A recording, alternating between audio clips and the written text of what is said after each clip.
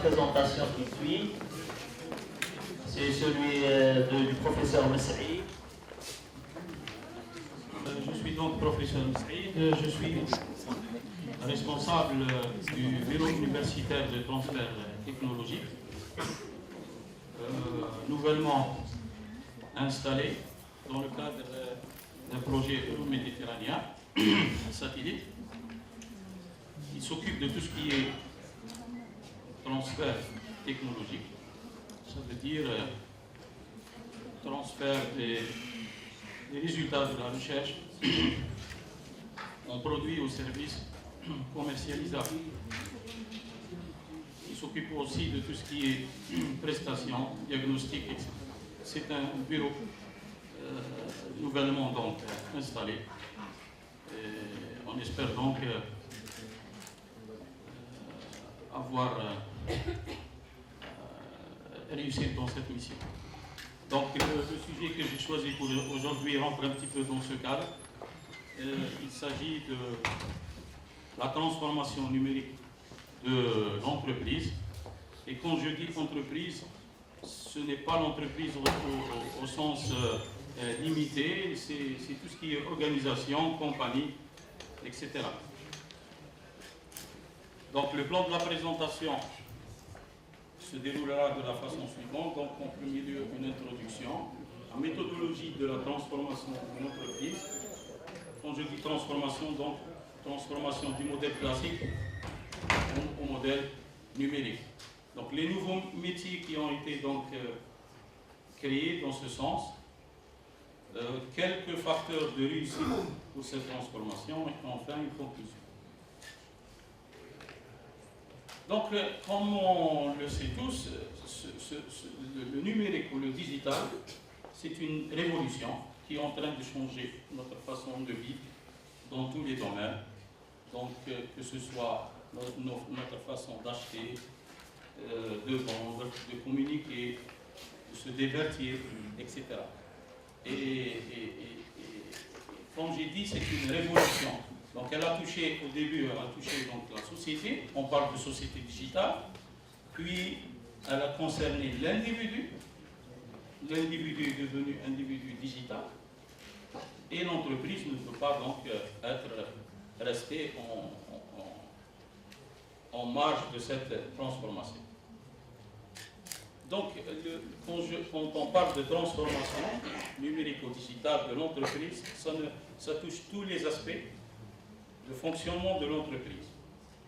Et ces aspects sont représentés par 3 piliers. Les gens économistes connaissent ça. Donc vous avez l'organisation interne de l'entreprise, le business model et l'expérience client. Donc l'organisation interne, bien sûr, c'est tout ce qui concerne la production, l'administration, etc. Le business model, c'est quoi vendre en fin de compte, c'est qu'est-ce que vendre en utilisant quel canal, etc. L'expérience client, c'est maintenant devenu la plus importante. Et là, les nouvelles technologies, à l'instar des big data, des technologies de l'information et de la communication, de l'intelligence artificielle et de l'IoT, sont introduits en force donc pour intervenir surtout sur le client. L'intérêt numéro 1 maintenant pour les entreprises, donc c'est comment identifier les besoins du client sans penser à sa place. On ne pense plus à sa place, on va chez lui pour savoir ses besoins, ses tendances, etc. Et on va comment? Donc on va justement avec ces nouvelles technologies, avec les outils de la technologie de l'information et de la communication.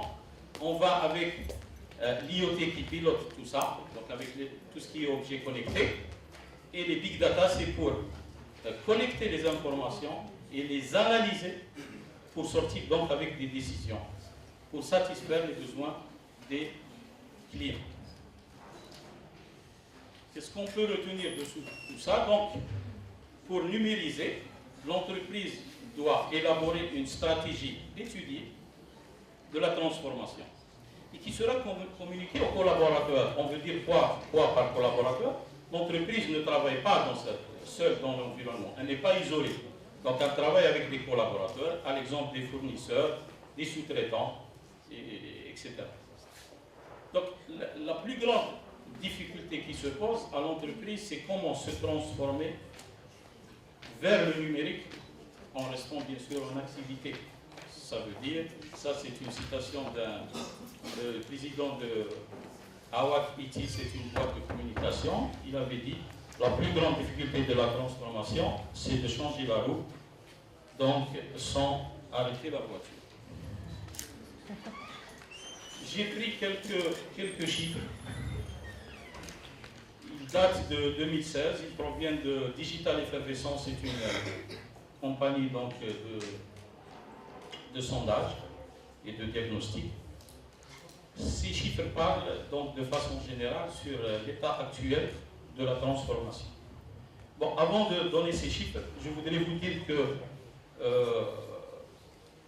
d'après ce que j'ai lu, donc jusqu'à 2016, ce n'est que 16% des entreprises au niveau des pays bien sûr développés et émergents qui ont pu réussir leur transformation. C'est pour dire que ce n'est pas chose facile. Parmi ceux qui ont pu réussir leur transformation, donc 76% des entreprises devraient enregistrer des hausses dans leurs revenus. Et c'est bien sûr ça, c'est l'objectif. 85% de ces entreprises ont mis en place des stratégies et des programmes efficaces pour recruter et former de nouveaux talents.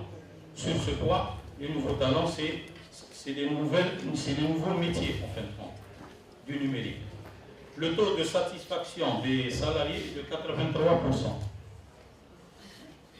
75% aussi des salariés de ces entreprises sont plus enclins à rester à leur poste.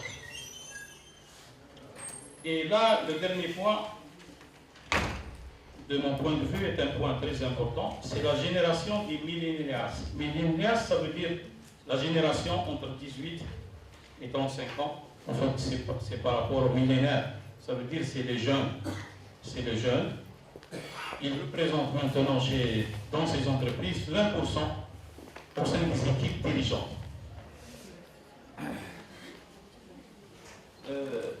J'ai quelques aussi chiffres qui m'ont étonné au début, mais dont j'ai trouvé des explications. L'indicateur qui parle donc de la numérisation des entreprises, on l'appelle maturité numérique. Alors, sur l'ensemble des entreprises, des grandes compagnies dans le monde qui ont réussi, qui ont un grand facteur de maturité, ce n'est pas dans les pays développés, les superpuissances, mais c'est plutôt dans les pays émergents. Je prendrai l'exemple de l'Inde. Elle est classée première, suivie du Brésil. Et les États-Unis ne viennent qu'en 8e position. Et la France en 10e position, avec un taux de 5% du PIB concernant tout ce qui est économie digitale. Donc ça nous donne une idée sur ces pays émergents, comment ils sont arrivés à ce point, parce que je dirais qu'ils ont pris le train en marche. Ils ont su donc bénéficier des capacités données par ces nouvelles technologies. Quand on sait par exemple qu'au Brésil, il y a 100 millions de connectés WhatsApp. 100 millions de connectés WhatsApp au Brésil. En Inde, il y a l'expérience de l'éducation numérique. C'est un certain Khan Academy qui fait des cours par MOOC et qui a permis donc à des millions d'étudiants en Inde d'avoir de hauts niveaux de formation. Je n'ai pas de statistiques sur l'Algérie, mais les pays émergents prennent la tête.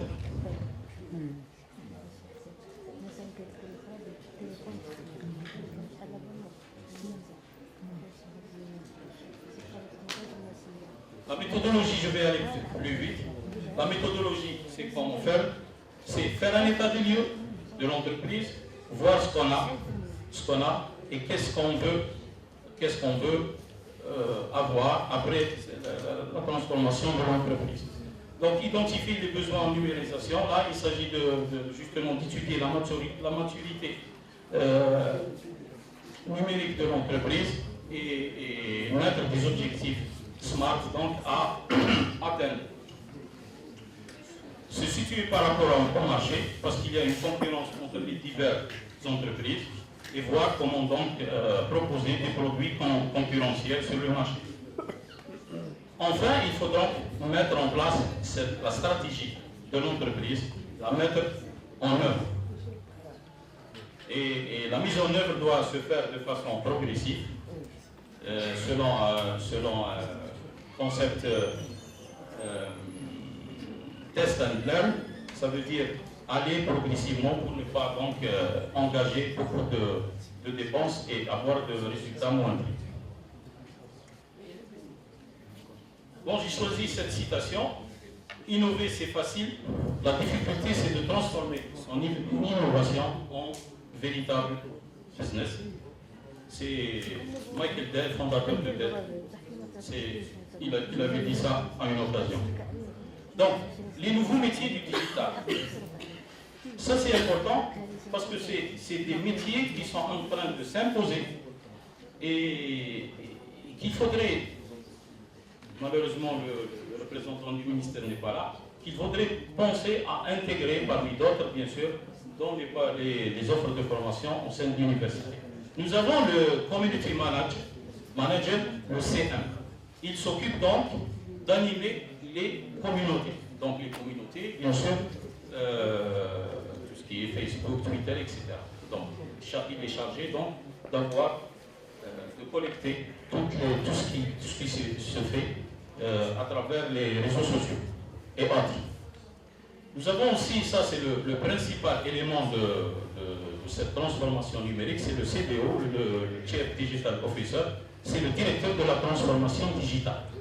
C'est le véritable coach donc, du numérique de l'entreprise. Il doit avoir donc beaucoup de qualifications dans tout ce qui est donc, business, innovation, stratégie, marketing et même le savoir-être, communication et capacité de convaincre et autres.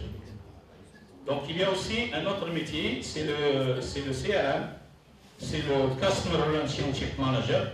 Il est donc chargé de la gestion de la relation directement avec les clients. Et un autre métier qui est en train de se développer, c'est le Content Manager. Il est chargé d'élaborer le contenu qu'il faut mettre à travers donc, la relation avec nos clients.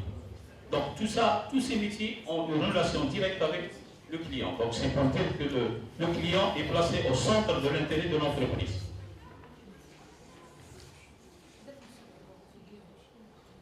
Une autre citation, il faut changer de métier pour garder son travail. Ça c'est pour les employés qui doivent soit apprendre à avoir de nouvelles compétences, soit changer carrément de métier. Quels sont les facteurs de réussite? Quelques facteurs qui permettent donc une bonne réussite. Eh bien, le principal acteur dans cette transformation, c'est le dirigeant.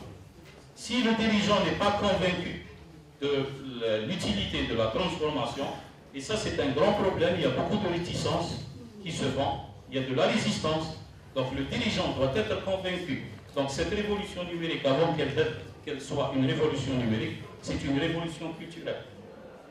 Ça veut dire, est-ce qu'on veut vraiment changer vers le numérique?